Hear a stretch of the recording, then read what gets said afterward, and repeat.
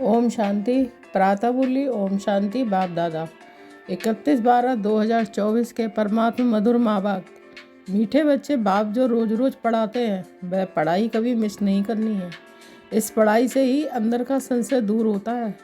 बाप के दिल को जीतने की युक्ति क्या है? उत्तर, बाप के दिल को जीतना है तो जब तक संगम युग है तब तक बाप से कुछ भी छिपाओ नहीं।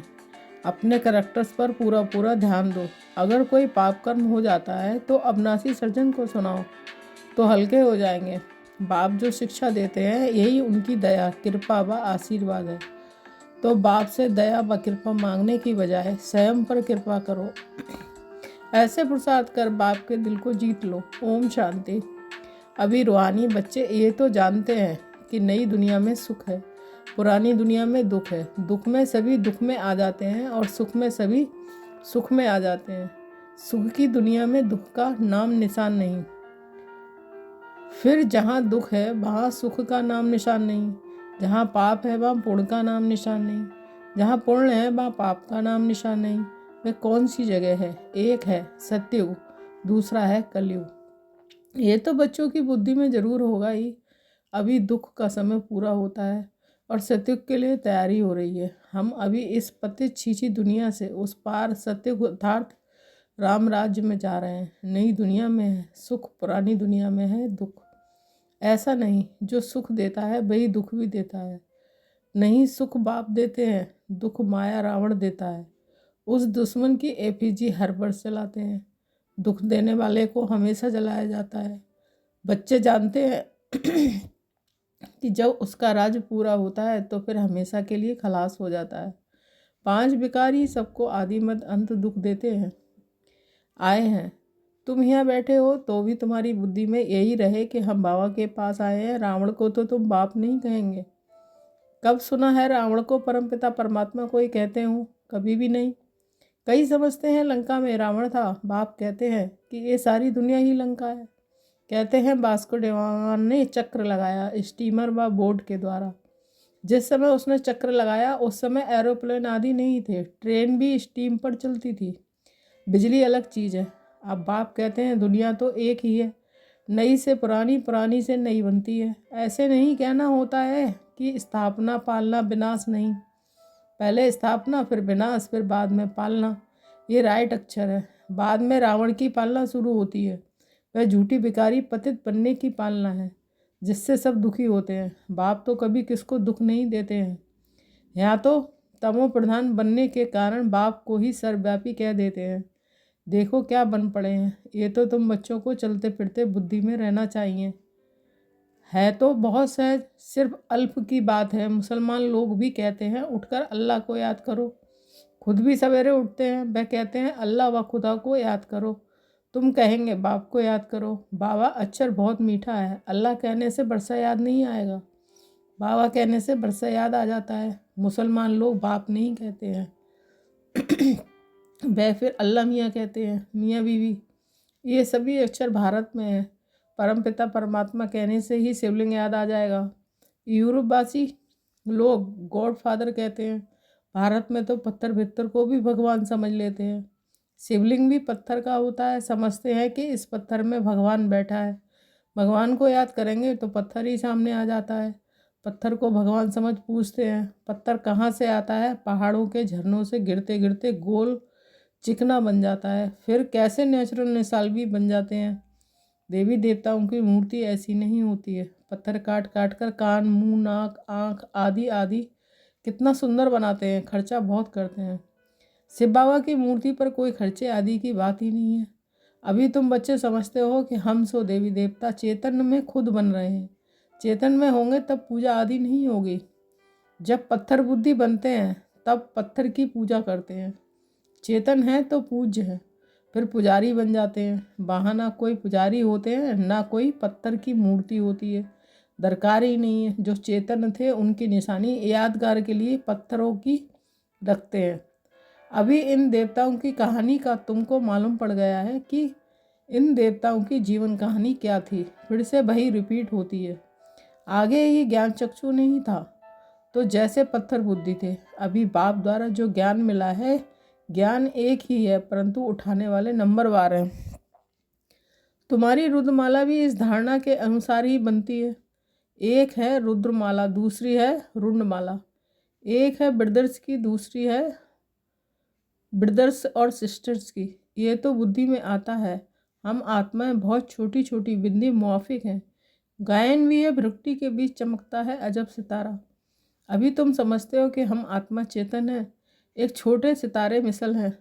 फिर जब गर्भ में आते हैं तो पहले कितना छोटा पिंड होता है, फिर कितना बड़ा हो जाता है। वही आत्मा अपने शरीर के द्वारा अविनाशी पार्ट बजाती है। इस शरीर को ही फिर सब याद करने लग पड़ते हैं। ये शरीर ही अच्छा बुरा होने के कारण सबको आकर्षित करता है। सतयुग में ऐसे नहीं कहेंगे कि आत्मा अभिमानी बनो, अपने को आत्मा समझो। ये ज्ञान तुम्हें अभी ही मिलता है, क्योंकि तुम जानते हो अभी आत्मा पतित बन पड़ी है। पतित होने के कारण जो काम करती है वह सभी उल्टा हो जाता है। बाप उल्टा काम कराते हैं, माया उल्टा काम कराती है। सबसे उल्टा काम है बाप को सर्वव्यापी कहना। आत्मा जो पाठ बजाती है वह अविनाशी है, उनको जलाया नहीं जाता है, उनकी तो पूजा होती है। शरीर को जलाया जाता है। आत्मा जब शरीर छोड़ती है तो शरीर को जलाते हैं। आत्मा दूसरे शरीर में प्रवेश कर जाती है। आत्मा बिगड़ शरीर 2-4 दिन भी नहीं रख सकते हैं। कई तो फिर शरीर में दवाइयाँ आदि लगाकर रख भी लेते हैं, परंतु फ़ायदा क्या। क्रिश्चियन का एक सेंट जेवियर है, कहते हैं उसका शरीर अभी भी रखा हुआ है। उनका भी ऐसे मंदिर बना हुआ है, किसको दिखाते नहीं हैं, सिर्फ उनके पाँव दिखाते हैं। कहते हैं कोई पाँव छू लेता है तो बीमार नहीं होता है, पाँव छूने से बीमारी से हल्के हो जाते हैं। तो समझते हैं उनकी कृपा। बाप कहते हैं भावना का भाड़ा मिल जाता है। निश्चय बुद्धि होने से कुछ फ़ायदा होता है, बाकी ऐसे हो तो ढेर के ढेर वहाँ जाए, मेला लग जाए। बाप भी यहाँ आए हैं, फिर कितना भी ढेर नहीं होते। ढेर होने की जगह ही नहीं है। जब ढेर होने का समय आता है तो विनाश हो जाता है। ये भी ड्रामा बना हुआ है, इसका आदि व अंत नहीं है। हाँ, झाड़ की जड़जड़ीभूत अवस्था होती है, अर्थात तमो प्रधान बन जाता है। ये सब झाड़ चेंज होता है। कितना ये बेहद का बड़ा झाड़ है। पहले वह आएंगे जिनको पहले नंबर में जाना है। नंबरवार आएंगे ना, सभी सूर्यवंशी तो इकट्ठे नहीं आएंगे, चंद्रवंशी भी सभी इकट्ठे नहीं आते हैं। नंबरवार माला के अनुसार ही आएंगे। पाठधारी सभी इकट्ठे कैसे आएंगे, खेल ही बिगड़ जाए। ये खेल बड़ा एक्यूरेट बना हुआ है, इसमें कोई चेंज हो नहीं सकती है। मीठे मीठे बच्चे जब यहाँ बैठते हो तो बुद्धि में यही याद रहना चाहिए, और सत्संगों में तो और बातें बुद्धि में आती हैं। ये तो एक ही पढ़ाई है जिससे तुम्हारी कमाई होती है। इन शास्त्रों आदि को पढ़ने से कमाई नहीं होती है। हाँ, कुछ ना कुछ गुण अच्छे होते हैं। ग्रंथ पढ़ने बैठते हैं तो ऐसे नहीं, सभी निर्विकारी होते हैं। बाप कहते हैं इस दुनिया में सभी भ्रष्टाचार से पैदा होते हैं। तुम बच्चों से कोई पूछते हैं कि वहाँ जन्म कैसे होगा, बोलो वहाँ तो 5 विकार ही नहीं है। योग बल से बच्चे पैदा होते हैं, पहले ही साक्षात्कार होता है कि बच्चा आने वाला है। वहाँ विकार की बात ही नहीं है। यहाँ तो बच्चों को भी माया गिरा देती है। कोई कोई तो बाप को आकर सुनाते भी हैं, सुनाएंगे नहीं तो 100 गुणा दंड पड़ जाएगा। बाप तो सभी बच्चों को कहते हैं कि कोई भी पाप कर्म हो जाता है तो पाप को झट बताना चाहिए। बाप अविनाशी वैद्य है, सर्जन को सुनाने से तुम हल्के हो जाएंगे। जब तक संगम युग है तब तक बाप से कुछ छिपाना नहीं है। कोई छिपाते हैं तो बाप के दिल को जीत नहीं सकते हैं। सारा मदार पुरुषार्थ पर है। स्कूल में आएंगे ही नहीं तो करेक्टर कैसे सुधरेंगे। इस समय सबके करेक्टर्स खराब हैं, बेकार ही पहले नंबर का खराब करेक्टर्स है। इसलिए बाप कहते हैं बच्चों, काम बेकार तुम्हारा महाशत्रु है। आगे भी ये गीता का ज्ञान सुना था तो ये सभी बातें समझ में नहीं आती थी। अब बाप डायरेक्ट गीता सुनाते हैं। अभी बाप ने तुम बच्चों को दिव्य बुद्धि दी है तो भक्ति का नाम सुनते हंसी आती है कि क्या क्या करते थे। अभी तो बाप शिक्षा देते हैं, इसमें दया कृपा व आशीर्वाद की बात होती नहीं है। खुद पर ही दया कृपा व आशीर्वाद करनी है। बाप तो हर बच्चे को प्रसाद कराते हैं। कोई तो प्रसाद कर बाप के दिल को जीत लेते हैं, कोई तो प्रसाद करते करते मर भी पड़ते हैं। बाप तो हर बच्चे को एक जैसा ही पढ़ाते हैं। फिर कोई समय ऐसी गुइयाँ बातें निकलती हैं जो पुराना संशय ही उड़ जाता है, फिर खड़े हो जाते हैं। इसलिए बाबा की पढ़ाई कभी मिस नहीं करनी चाहिए। मुख है बाप की याद। दैवी गुण भी धारण करने हैं। कोई कुछ छीची छी बोले तो सुना अनसुना कर देना चाहिए। Hear no evil. ऊंच पद पाना है तो मान सम्मान सुख दुख हार जीत सब सहन जरूर करना है। बाप कितनी युक्तियां बतलाते हैं, फिर भी बच्चे बाप का भी सुना अनसुना कर देते हैं, तो वह क्या पद पाएंगे। बाप कहते हैं जब तक आशरीरी नहीं बने हैं तब तक माया को कुछ न कुछ चोट लगती रहेगी। बाप का कहना नहीं मानते तो बाप का डिसरिगार्ड करते हैं, फिर भी बाप कहते हैं बच्चे सदा जीते जागते रहो और बाप को याद कर ऊंच पद पाओ। अच्छा मीठे मीठे से खिल दे बच्चों के प्रति माता पिता बाप दादा का याद प्यार गुड मॉर्निंग। रूहानी बाप की रूहानी बच्चों को नमस्ते। हम रूहानी बच्चों की रूहानी माता पिता बाप दादा को याद प्यार गुड मॉर्निंग नमस्ते नमस्ते। शुक्रिया बाबा शुक्रिया। धारणा के लिए मुख्य सार 1 पॉइंट। कोई भी उल्टी सुल्टी बातें करे तो सुना अनसुना कर देना है। यार नो इविल।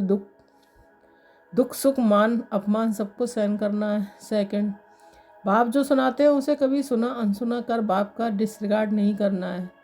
माया की चोट से बचने के लिए अशरीरी रहने का अभ्यास जरूर करना है। वरदान, बाप समान रहम दिल बन सबको क्षमा कर स्नेह देने वाले मास्टर दाता भव। स्पष्टीकरण, जैसे बाप को रहम दिल मर्सीफुल कहते हैं, ऐसे आप बच्चे भी मास्टर रहम दिल हो।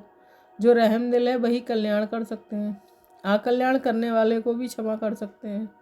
वह मास्टर स्नेह के सागर होते हैं, उनके पास स्नेह के बिना और कुछ है ही नहीं। वर्तमान समय संपत्ति से भी ज़्यादा स्नेह की आवश्यकता है, इसलिए मास्टर दाता मन सबको स्नेह देते चलो, कोई भी खाली हाथ न जाए। स्लोगन, तीव्र पुरुषार्थी बनने की चाहना हो तो जहाँ चाहाँ वहाँ राह मिल जाएगी। ओम शांति। Thank you Baba.